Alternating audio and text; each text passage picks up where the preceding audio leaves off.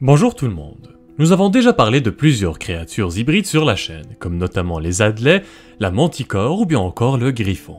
Mais aujourd'hui nous allons plutôt parler de l'Hippogriffe, une créature qui est d'ailleurs très similaire au Griffon, à quelques détails près.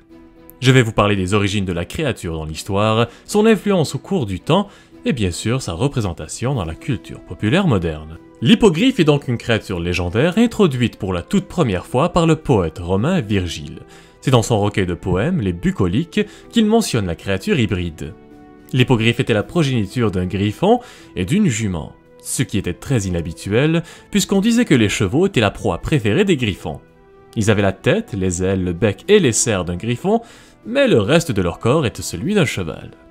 Ils étaient considérés comme des créatures très évasives en raison de leur grande rareté. Comme je l'ai mentionné plus tôt, la toute première fois que la créature avait été mentionnée, c'était par Virgile. Mais ce n'est que beaucoup plus tard, dans la période médiévale, que les légendes à propos de l'Hippogriffe ont commencé à devenir beaucoup plus communes. D'ailleurs, certains considèrent le poète italien Ludovico Ariosto comme étant le vrai créateur de l'Hippogriffe comme on le connaît aujourd'hui. En 1516, le poète avait inclus la créature légendaire dans son poème épique Orlando Furioso, où elle sert de monture pour le chevalier Roland qui s'en sert pour essayer de délivrer la princesse d'Orient, Angélique. Donc, durant la période médiévale, l'Hippogriffe était très populaire dans les fables, les poèmes et les bestiaires.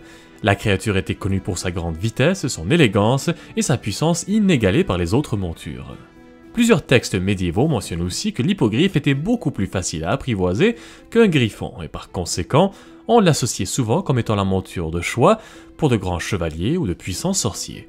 L'Hippogriffe est une créature qui revient à plusieurs reprises dans la littérature et dans l'art à travers l'histoire. Après la grande popularité du poème épique de Ludovico Ariosto, plusieurs autres auteurs se sont inspirés de la créature légendaire et l'avaient rajoutée dans les romans de chevalerie.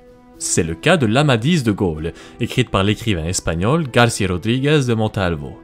L'auteur fait référence à un chevalier qui chevauche un hippogriffe pour aller sauver un couple coincé sur un rocher en pleine tempête.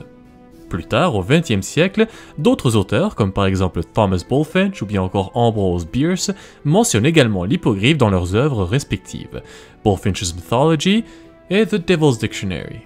C'est donc sans grande surprise qu'aujourd'hui, l'hippogriffe fait partie des créatures mythologiques les plus connues de notre culture populaire moderne.